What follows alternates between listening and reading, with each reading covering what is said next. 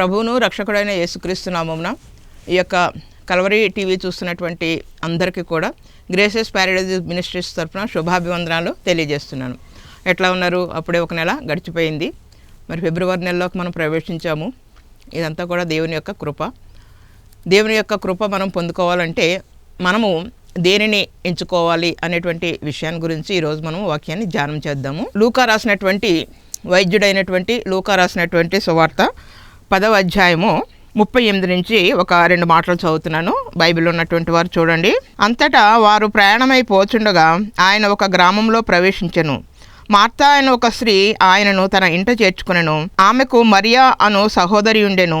ఈమె యేసుపాదముల వద్ద కూర్చుండి ఆయన బోధ వినుచుండెను. మార్తా విస్తారమైన పని పెట్టుకున్నట్టు చేత తొందరపడి ఆయన వద్దకు వచ్చి, ప్రభువా, నేను ఒంటరిగా పనిచేయటకు నా సహోదరి నన్ను విడిచిపెట్టినందున నీకు చింత లేదా?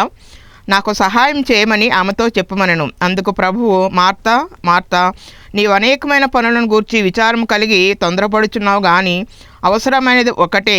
మరియా ఉత్తమమైన దానిని ఏర్పరచుకొనెను, అది ఆమె యొద్ద నుండి తీసివేయబడదని ఆమెతో చెప్పెను.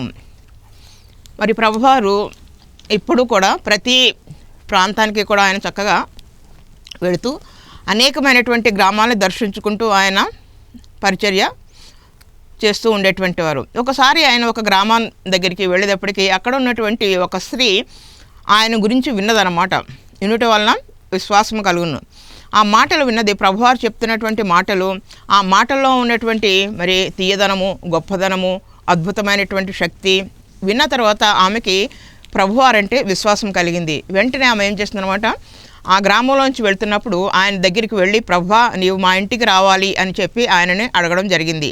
అడిగినప్పుడు ఆయన వారి ఇంటికి వెళ్ళారు. ఆమె మార్తా. మరి మార్తా ఏమనుకుందనమాట, ప్రభువారు నా ఇంటికి వస్తే నాకు ఎంతో మేలు, నాకు ఎంతో ధన్యత అనుకున్నది. రమ్మని పిలిచింది, ఇంటికి వచ్చింది. మరి ఇంటికి వచ్చిన తర్వాత అతిథి మర్యాదలు చేయాలి అనేటువంటి ఒక ఉద్దేశంతో మరి చక్కగా అన్నీ కూడా తయారు చేయాలనేసి అనుకుని రకరకాలైనటువంటి వంటల కార్యక్రమాలన్నీ కూడా మొదలుపెట్టింది. మన ఇంటికి ఎవరైనా వచ్చారంటే మరి మనం కూడా స్త్రీలమైనటువంటి మనం కూడా అనేక రకాలైనటువంటి పనులు పెట్టుకుంటాము, రకరకాల వంటలు చేయాలని అనుకుంటూ ఉంటాము. మరి కొంతమంది అయితే ఇప్పుడు అందరూ కూడా ఆర్డర్ ఇచ్చేస్తున్నారు. ఏదేదో ఒక దానికి ఆర్డర్ ఇస్తే అవి వస్తూనే ఉన్నాయి, పెడుతూనే ఉన్నారు. కానీ స్వయంగా స్వహస్తాలతోటి తయారు చేసి ఆప్యాయతతోటి ప్రేమతోటి వడ్డించినది వేరు. మరి అక్కడ మార్తా కూడా అదే పని చేయడం మొదలుపెట్టింది. కానీ విస్తారమైనటువంటి పనులు పెట్టుకున్న వలన ఏమైపోతుందన్నమాట, చేయలేకపోతుంది. ఓ పక్క నుంచి ఇంకా టెన్షన్ వచ్చేస్తుంది అనమాట. పరిగెత్తుకుంటూ వచ్చి మరి ప్రభువారితోటి కంప్లైంట్ ఇస్తూ ఉంది. ప్రభువా, నేను ఇన్ని పనులు పెట్టుకున్నాను, నేను ఇన్ని పనులు చేస్తున్నాను కదా, నా మరి సహోదరి నన్ను విడిచిపెట్టేసి వచ్చి నీ దగ్గర కూర్చుంది, కొంచెం వచ్చి ఆమెను కూడా పని చెయ్యమని మీరు చెప్పవచ్చు కదా అనేసి ప్రభువారికే ఆమె చెప్పడం జరిగింది. అప్పుడు ప్రభువారు చెప్పినటువంటి మాట, మార్తా మార్తా, నీవు అనేకమైనటువంటి పనులు పెట్టుకున్నావు, ఎంతో తొందరపడుతున్నావు, వాటి వలన ఏమీ కూడా ఉపయోగము లేదు. మరియా ఉత్తమమైన దానిని ఎన్నుకున్నది అని అక్కడ చెప్పడం జరిగింది. అవును, మనము దేన్ని కోరుకుంటాం? ఎప్పుడు ఉత్తమమైన దాన్ని మనం కావాలనుకుంటాం. ఇళ్ళ దగ్గరికి కూరగాయల బండి వచ్చిందనుకోండి, కూరగాయల బండి వచ్చినప్పుడు కానీ, కూరగాయలకి వెళ్ళినప్పుడు కానీ మనం ఎట్లాంటి కూరగాయలు తీసుకుంటాము? చూసి ఏదైనా పుచ్చు ఉందంటే తీసి అవతల పాడేస్తాము. చక్కగా మంచిగా ఫ్రెష్గా ఉందా లేదా అన్నీ చూసిన తర్వాత వాటిని మనం తీసుకోవడం జరుగుతూ ఉంటుంది.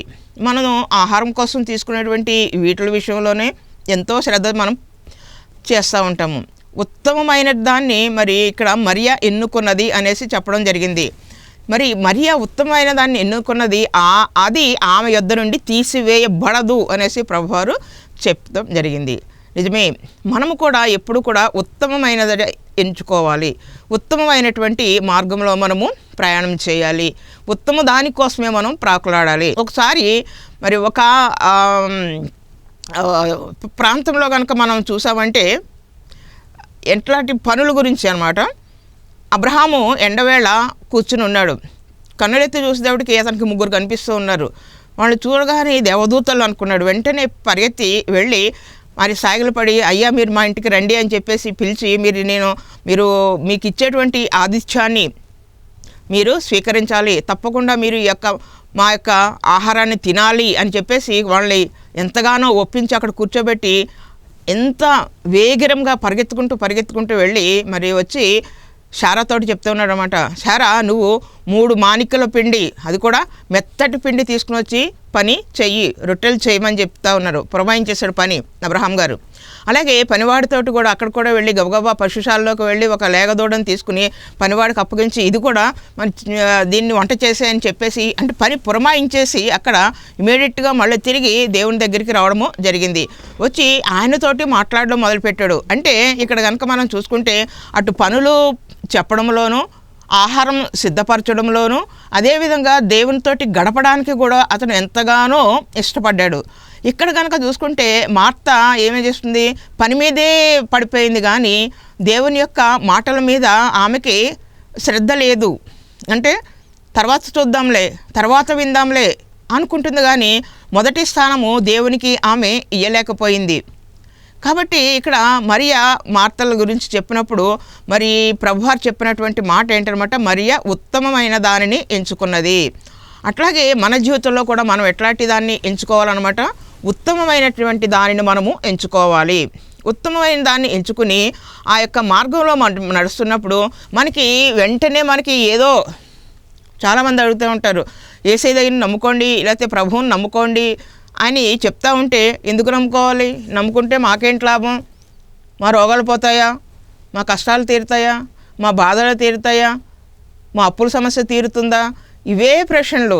ఇప్పుడు ప్రార్థన చేస్తే వెంటనే అయిపోవాలి, ఇప్పుడు ప్రార్థన చేసిన వెంటనే మా యొక్క సమస్యలన్నీ కూడా తీరిపోవాలి, నా రోగం పోవాలి, నా బాధ పోవాలి, నా అప్పులు తీరిపోవాలి, నా కుమారుడికి పెళ్లి కావాలి, నా కుమార్తెకి జాబ్ కావాలి, ఇట్లాగా రకరకాలైనటువంటి కోరికలు. కానీ చేసేది ఏముందంటే ఏమి చేయరు, దేవుని యొక్క మార్గాన్ని కూడా ఎంచుకోరు. ఉత్తమమైన దానిని ఎంచుకోకుండా ఈ లోకపు ఆశల కోసం ఏం చేస్తూ ఉంటారనమాట, మాకు తీరాలి, మాకు రావాలి, మాకు జరగాలి అనేటువంటి అభిప్రాయాన్ని వాళ్ళు తెలియజేయడం జరుగుతూ ఉంటుంది. మీరు వచ్చి రుచి చూసిన తర్వాత దేవుని యొక్క ప్రభావం కానీ, దేవుని యొక్క కృప కానీ, దేవుని యొక్క శక్తి కానీ తర్వాత తెలుస్తుంది. మొట్టమొదటిగానే మనకి దేవుని యొక్క రుచి తెలియదు. రుచి చూసి ఎరగాలి అంటే మనం దాన్ని తిన్నప్పుడే మనకి ఆ రుచి సంగతి తెలుస్తూ ఉంటుంది. దేవునిలోనికి వచ్చిన తర్వాత, దేవుని యొక్క మార్గాన్ని అనుసరించిన తర్వాత మనం ఉత్తమమైనటువంటి దాన్ని ఎన్నుకొని ఎప్పుడైతే దేవునిలోనికి వస్తామో, మరియా ఏ విధంగా అయితే దీవించబడింది, ఏ విధంగా అయితే ఆశీర్వదించబడింది, ఆ కుటుంబంలో తర్వాత జరిగినటువంటి సంగతులు అన్నిట్లు కూడా ఎట్లా ఉన్నాయన్నది మనకి అర్థము అవుతుంది. కానీ వాళ్ళకి వెంటనే ఇమీడియట్గా అక్కడ ఏమీ కూడా జరగలేదు. కానీ ప్రభువారు చెప్పినటువంటి మాట ఏమట, మార్తతో చెప్పినటువంటి మాట, నీవు ఈ లోక పనుల గురించి నువ్వు ఎక్కువగా టెన్షన్ పడుతున్నావు, ఎక్కువగా బాధపడుతున్నావు, వాటిని విడిచిపెట్టు అనేసి చెప్పడం జరిగింది. మనము కూడా ఈ యొక్క భూలోక సంబంధమైనటువంటి వాటిని విడిచిపెట్టి దేవుని దగ్గరికి మనం వచ్చినప్పుడు, దేవుని యొక్క పాదాల చెంత మనం కూర్చున్నప్పుడు, ఆమె ఎక్కడ కూర్చుంది, మరియా ఎక్కడ కూర్చుందంటే దేవుని యొక్క పాదాల చెంత కూర్చుని ప్రభువారు చెప్తున్నటువంటి ప్రతి మాటని కూడా ఆమె వింటూ ఉంది. ప్రభువారు చెప్పేటువంటి మాటలంటే విని హృదయంలో భద్రపరుచుకుంటూ ఉంది. మరి తర్వాత కొంతకాలం అయ్యేటప్పటికీ ఆ గృహానికి మరి ఎట్లాంటివి ఉంటాయి, ఒక భయంకరమైనటువంటి మరణము రావడము జరిగింది. వారిద్దరూ అక్క చెల్లెళ్ళు, అలాగే ఒక సహోదరుడు కూడా ఉన్నాడు. అతని పేరు లాజరుకి అనారోగ్యం చేసింది, బాగలేనప్పుడు వెంటనే ప్రభువారికి వీళ్ళు కవర్ పెట్టారు. ఆ యొక్క గ్రామం పేరు బేతనియాకి యెరూషలేముకి చాలా దగ్గరే ఉంటుంది. మహా అంటే ఒక 4-5 కిలోమీటర్ల దూరం ఉంటుంది. మరి అట్లా 4-5 కిలోమీటర్ల దూరంలో ఉన్నటువంటి ఆ ప్రాంతానికి ప్రభువారికి కవర్ పెట్టినప్పుడు మరి ప్రభువారికి ఈ విషయం తెలిసింది. యేసుక్రీస్తు వారికి లాజరు, నీవు ప్రేమించినటువంటి లాజరు మరి బాగలేదు, హెల్త్ బాగలేదు, రోగి అయి ఉన్నాడు, వచ్చి మీరు చూడండి అని చెప్పినప్పుడు ఆయన రాలేదు. 3 రోజులు కూడా ఆయన యెరూషలేములో ఉండిపోయారు. ఈ లోపల ఇక్కడ జరిగింది ఏమన్నమాట, ఈ యొక్క లాజరు చనిపోయిన తర్వాత సమాధి చేయబడ్డాడు. 3 రోజులు అయిపోయింది. ప్రభువారు 4వ రోజున లేచి యెరూషలేము నుంచి బయలుదేరి ఈ యొక్క బేతనియా గ్రామానికి రావడం జరిగింది. బేతనియా గ్రామానికి ఎప్పుడైతే ఆయన వచ్చారో అప్పుడు అంటనే ఉన్నారన్నమాట. తన దగ్గర ఉన్నటువంటి శిష్యులు అంటూ ఉంటారు, ప్రభు ఆయన చనిపోయి 3 రోజులు అయిందంట, ఇప్పుడు వెళ్ళి మనం ఏం చేస్తాము అనేసి చెప్తానే ఉన్నారు. శిష్యులు మాట్లాడుతూనే ఉన్నారు. కానీ ప్రభువారు వాటికి ఏమి కూడా జవాబు చెప్పలేదు. ఆయన చెప్పినటువంటి మాట ఏంటంటే, అతను నిద్రిస్తున్నాడు, అతన్ని వెళ్ళి లేపుదాము అనేసి ఆయన చెప్పడం జరిగింది. మరి ప్రభువారు బేతనియా గ్రామానికి రావడం జరిగింది. ఎప్పుడైతే ఆయన బేతనియా గ్రామానికి వచ్చారో, గ్రామానికి వచ్చిన తర్వాత వెంటనే ఆయన మరియా మార్తల గృహానికి ఆయన వెళ్ళలేదు. వెళ్ళకోకుండా ఆ గ్రామం శివారుల్లోనే ఆయన నిలబడి ఉన్నప్పుడు అనేక మంది ఆయన దగ్గరకు వచ్చి మాట్లాడుతూ ఉన్నారనమాట.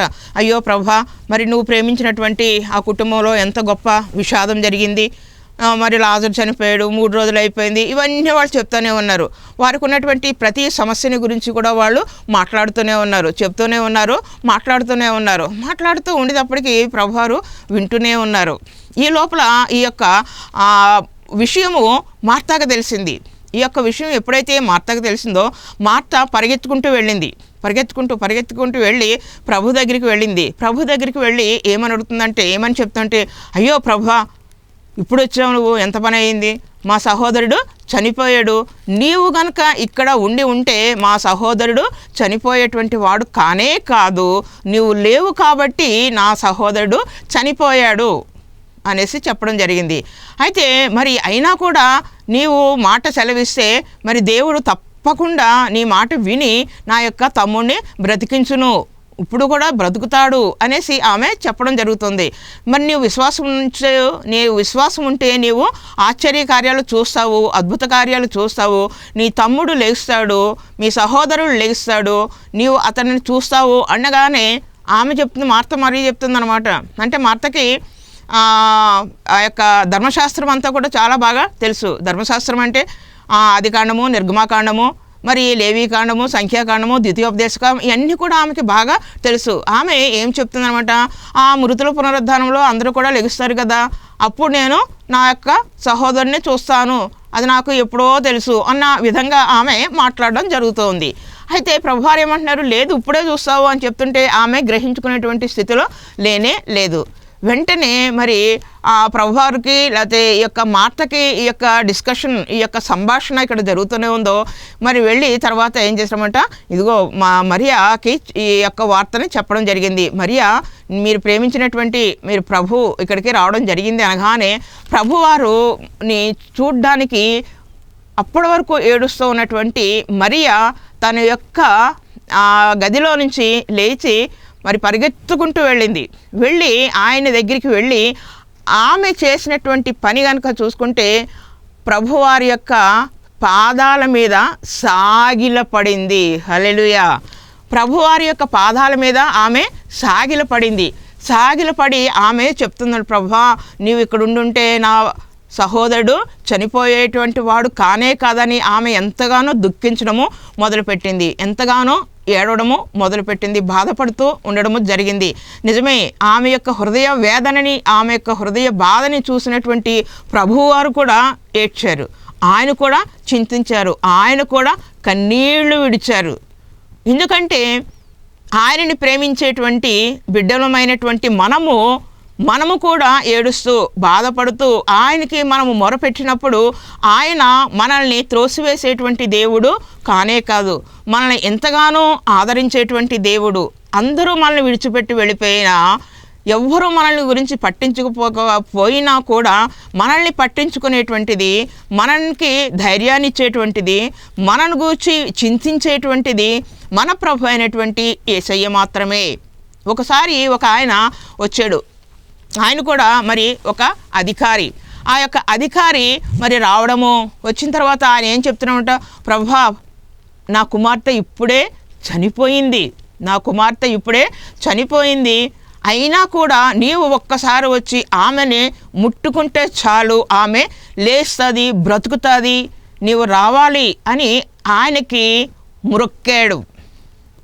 ప్రభువారికి మొక్కడం జరిగింది. మత్తయి రాసినటువంటి మరి ఈ యొక్క సువార్తలో మనకి ఇది కనిపిస్తూ ఉంటుంది. మత్తయి రాసినటువంటి సువార్త 9వ అధ్యాయము, మత్తయి రాసినటువంటి సువార్త 9వ అధ్యాయము 18వ వచనము. ఆయన ఈ మాటలు వారితో చెప్పుచుండగా ఇదిగో ఒక అధికారి వచ్చి ఆయనకు మ్రొక్కి నా కుమార్తె ఇప్పుడే చనిపోయినది, అయినను నీవు వచ్చి నీ చెయ్యి ఆమె మీద ఉంచు, ఆమె బ్రతుకు ననెను. చనిపోయినా సరే బ్రతికించగలిగేటువంటి గొప్ప శక్తి నీలో ఉంది తండ్రి, నీవు నా కుమార్తెను బ్రతికించు, ఆమె ఇప్పుడే చనిపోయింది, అయినా కూడా పర్వాలేదు, నీవు మా ఇంటికి రా అని చెప్పి అతను ఒక అధికారి ప్రభువారికి ఏం చేస్తున్నాడు, మొరొక్కాడు, పాదాలు పట్టుకున్నాడు. ప్రభువుని యొక్క మరి పాదాల చెంత ఆయనకు సాగిలపడి మొరొక్కి వేడుకుంటూ ఉన్నాడు. కాబట్టి ప్రభువారు ఏం చేశారనమాట, సరే అని చెప్పి మరి ఆ గృహానికి కూడా వెళ్ళడం జరిగింది. అక్కడికి వెళ్ళేటప్పటికీ ఆ గృహంలో మరి ఎంతగానో భయంకరమైనటువంటి పరిస్థితి, ఏడ్చేటువంటి వాళ్ళు ఏడుస్తున్నారు, మరి భయంకరమైనటువంటి పిల్లన గురువులు అది అన్నీ కూడా డ్రమ్స్, డప్పులు, డమారాలు అన్నీ కూడా మ్రోగిపోతూ ఉన్నాయి, తాళాలు అన్నీ మ్రోగుతూ ఉంటే వాళ్ళందరినీ కూడా మీరంతా కూడా గోల చేయకండి, గోల చేసేటువంటి వారంతా కూడా మీరు బయటికి వెళ్ళిపోండి అని ఎప్పుడైతే ప్రభువారు చెప్పారో, మరి ప్రభువారు మాట ప్రకారము ఆ యొక్క అధికారి కూడా ఎప్పుడైతే చెప్పినప్పుడు ఆ యొక్క గదిలో నుంచి అందరూ కూడా బయటికి వెళ్ళిపోవడం జరిగింది. ప్రభువారు ఆ యొక్క మరి కుమార్తెని స్వస్థపరచడము, చనిపోయినటువంటి ఆ యొక్క కుమార్తెను తిరిగి బ్రతికించడము, జీవముతోటి లేపడము మనము చూస్తూ ఉన్నాము. ఆయన యొక్క మాటలో గొప్ప శక్తి ఉంది, ఆయన యొక్క వాక్యంలో ఇప్పటి కూడా అందే శక్తి మనము చూస్తూ ఉన్నాము. ఆయన యొక్క వాక్కులో జీవం ఉంది, శక్తి ఉంది. శక్తి కలిగినటువంటి వాక్యాన్ని మనము చేత పట్టుకున్నప్పుడు, వాక్యానుసారమైనటువంటి జీవితాన్ని మనము జీవిస్తున్నప్పుడు, మరి మరణించినా కూడా మనం ఎట్లా ఉన్నామంటే అన్నీ చేస్తూనే ఉన్నాము, నీవు జీవించి ఉన్నావు అన్న మాటే కానీ నీవు మృతుడవే, నీవు చనిపోయినటువంటి వాడివే, చనిపోయినటువంటి స్థితిలోనే నీవు ఉన్నావు అనేసి ప్రకటన గ్రంథంలో యోహాన్ గారు చెప్తూ ఉన్నారు. నిజమే, మనము జీవించి ఉన్నాము అన్న మాటే కానీ మృతుల్లాగే మనము జీవిస్తూ ఉన్నాము. మరి అట్లాంటి పరిస్థితులు అన్నిటిలోంచి కూడా తొలగించేటువంటిది శక్తి ఎక్కడ ఉందంటే దేవుని యొక్క వాక్యానికి ఉంది, దేవుని యొక్క మాటకు ఉంది. మార్త పరిగెత్తుకుంటూ వెళ్ళి ప్రభువారితోటి ప్రభా నువ్వు ఉంటే బాగుండు, అది చేస్తే బాగుండు, ఇది చేస్తే బాగుండు, ఇలాగా అని అన్నీ కూడా ఆయనతోటి సంభాషణ చేస్తూ ఉంది, ఆయనతోటి వాదిస్తూ ఉంది. కానీ ఆయన చెప్పేటువంటి మాటల్ని గ్రహించుకోలేకపోతుంది. ఆయన చెప్పేటువంటి వాక్యాన్ని ఆమె మరి అర్థం చేసుకోలేనటువంటి పరిస్థితుల్లో ఎంతసేపు తన యొక్క కుటుంబం గురించి, తన యొక్క సహోదరు గురించి ఆలోచన చేస్తుంది, కానీ దేవుడు చెప్తున్నటువంటి మాటల్ని ఆమె గ్రహించుకోలేకపోయింది. కానీ మరియా ఆమె మొట్టమొదటిగా ప్రభువారి ఇంటికి వచ్చినప్పుడు ఎక్కడ కూర్చుంది అంటే ప్రభు యొక్క పాదాల చెంత కూర్చుని ఉన్నటువంటి ఆమె ఇప్పుడు తన యొక్క సహోదరుడు చనిపోయిన తర్వాత ప్రభువారి యొక్క పాదాల మీద సాగిలపడి ఆమె మొరొక్కింది. హల్లెలూయా.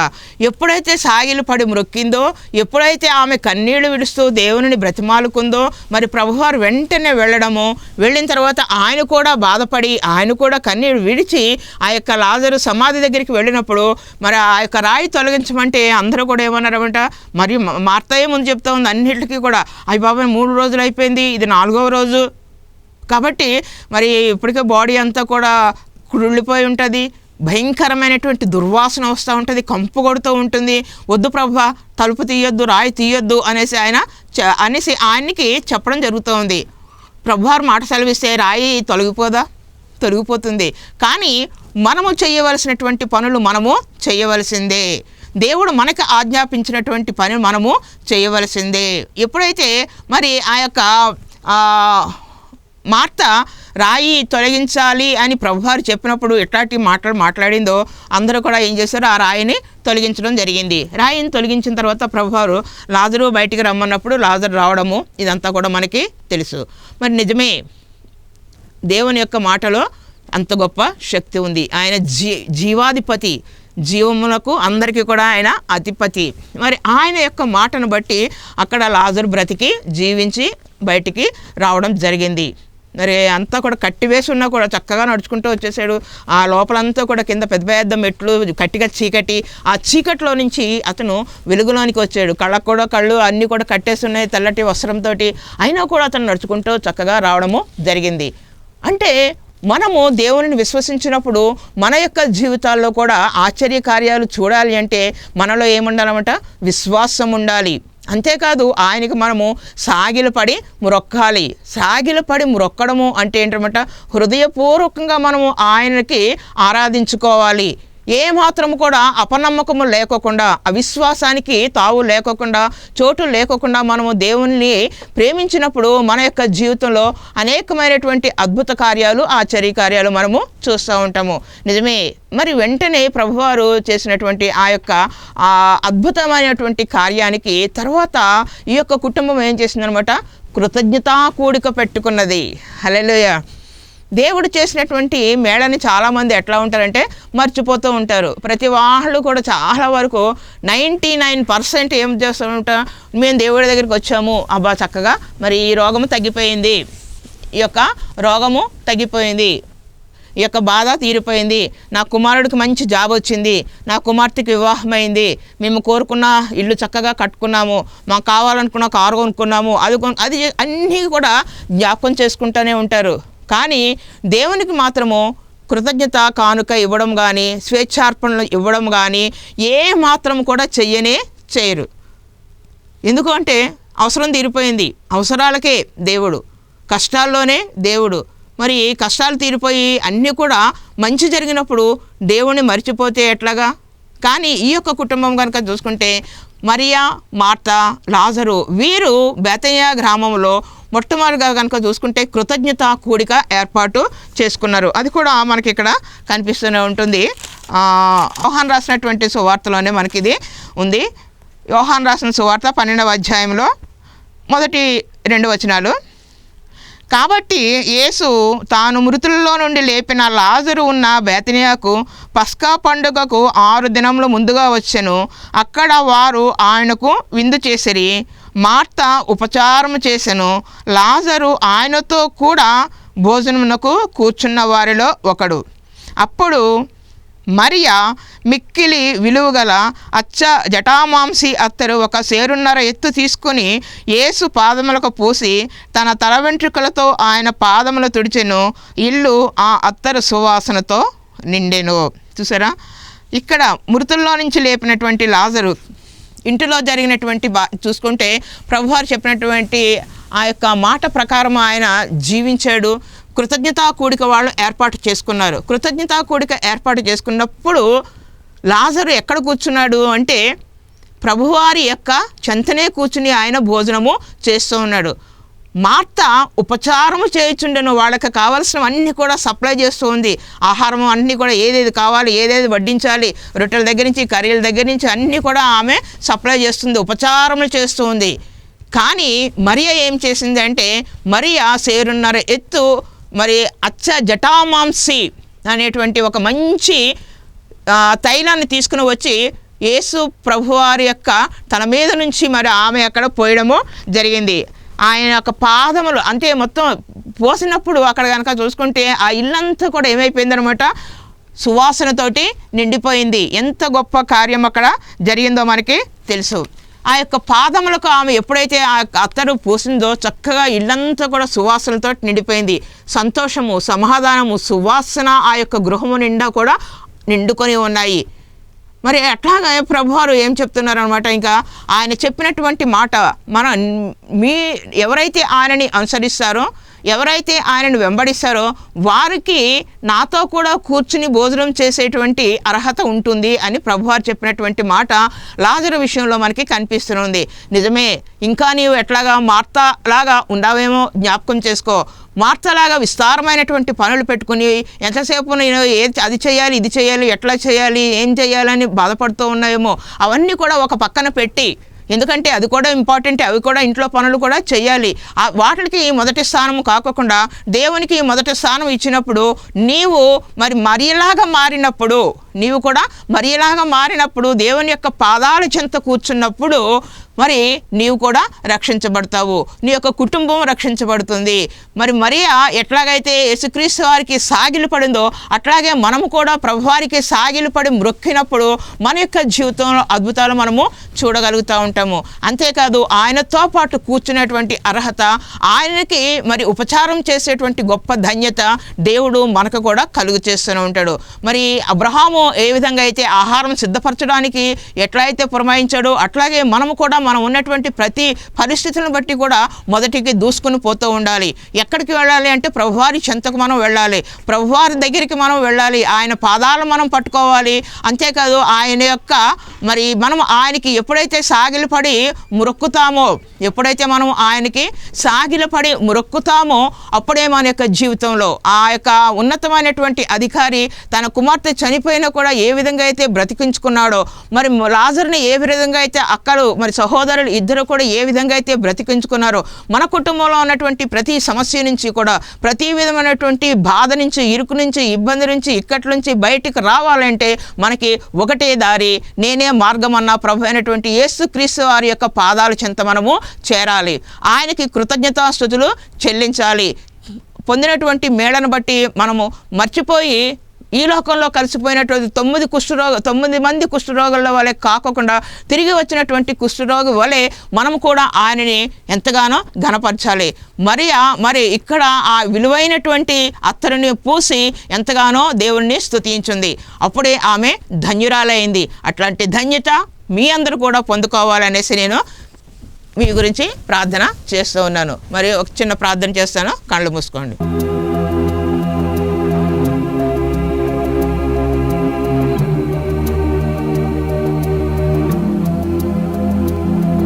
మహోన్నతుడా, మహాకృప కలిగినటువంటి దేవా, నీకే వందనాలు, స్తోత్రాలు తెలియజేసుకుంటున్నాం తండ్రి. ప్రభా యేసయ్య, అవును ప్రభా, మరి నాయన మరియా మీ యొక్క పాదాల చెంత చేరింది నాయన, మీకు సాగిలపడి నమస్కారం చేసింది నాయన. తండ్రి ప్రభా, మరి నాయన ఎవరైతే మీ యొక్క మాటలు వింటారో, ఎవరైతే ఆ మాటలు గైకొని వాటి ప్రకారం నడుస్తారో వారు ఎంతో ధన్యులని మీరు సెలవిస్తున్నారు తండ్రి. అట్లాంటి ధన్యత ప్రభా, మరి నాయన ఆమె చేసినటువంటి ఆ యొక్క పని వలన ప్రభా, మరి నాయన చనిపోయినటువంటి ఆమె యొక్క సహోదరుడైనటువంటి లాజరు కూడా తిరిగి జీవించాడు తండ్రి.